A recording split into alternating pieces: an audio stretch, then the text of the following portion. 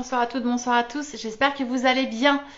Je suis Natacha Tessier, coach business et mentor pour les femmes entrepreneurs pétillantes qui veulent expanser leur business dans la joie et de façon rentable. Je vous partage mon quotidien en live pendant 365 jours. On a déjà fait un tiers des lives cette année.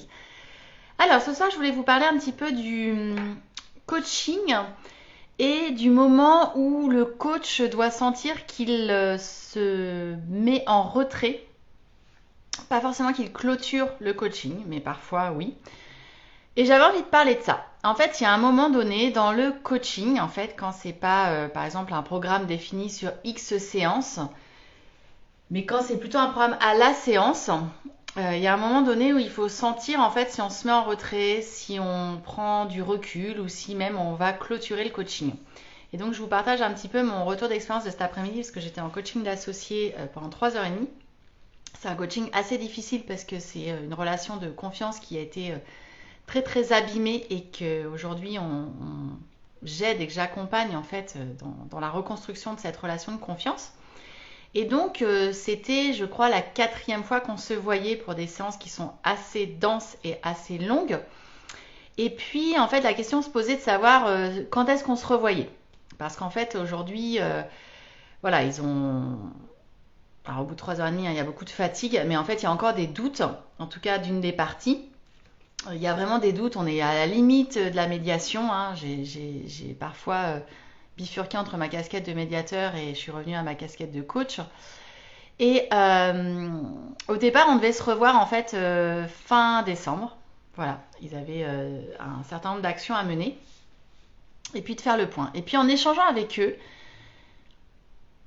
en fait, je les ai entendus et j'ai compris que c'était sûrement trop tôt, trop lourd de se revoir encore une fois pour reparler de sujets douloureux et que là maintenant il fallait un petit peu laisser faire les choses, les laisser faire, leur faire confiance et leur donner le temps voilà, de pouvoir recommuniquer ensemble et de voir où ça les menait.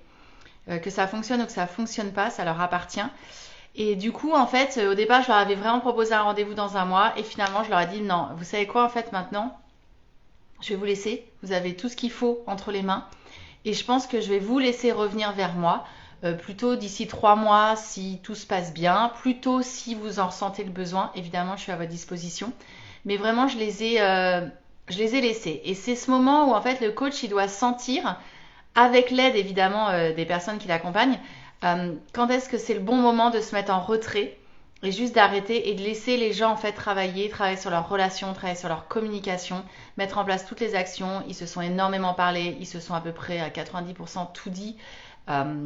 Et du coup, voilà, ce sont des personnes intelligentes qui ont tout ce qu'il faut pour prendre les choses en main.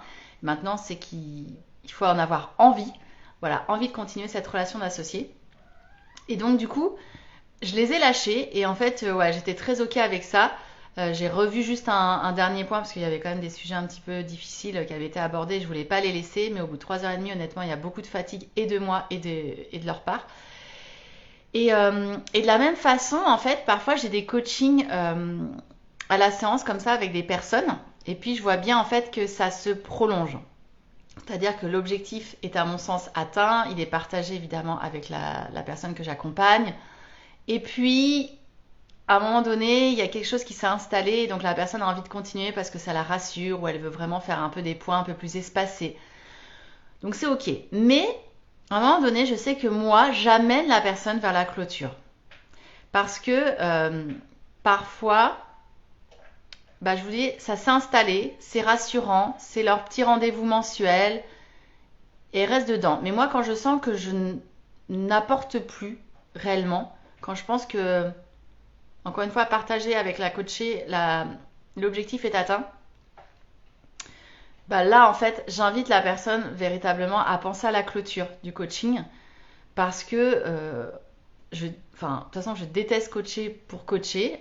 Quand il n'y a plus rien à se dire, il n'y a plus rien à se dire. En fait, quand le taf est fait, pour moi, voilà, c'est terminé. Soit on change complètement d'objectif et c'est autre chose, mais à un moment donné, c'est juste de couper. Et voilà. Et donc, en fait, on sent les choses quand on sent la personne, ça y est, elle est prête.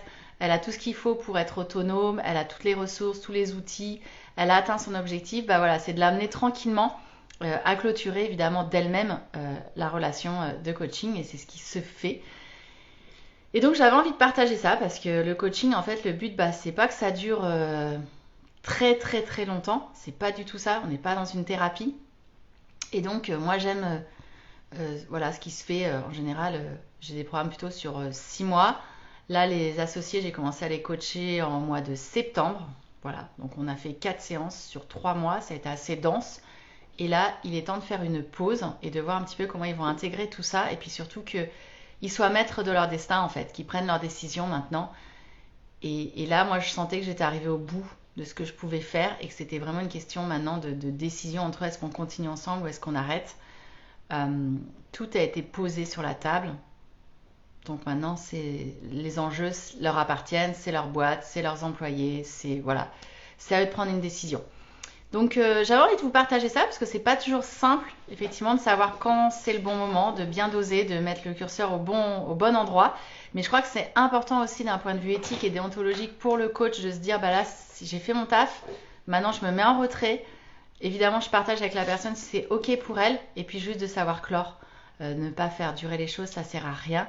Et en plus, moi, encore une fois, j'aime pas m'ennuyer pendant les séances, et si je commence à tourner en rond, c'est que c'est bon, on a fait le tour, et moi, je vais m'ennuyer. Donc, c'est pas gagnant-gagnant, et j'aime pas ça. Voilà, donc petit retour d'expérience que j'avais envie de vous partager dans ce live ce soir.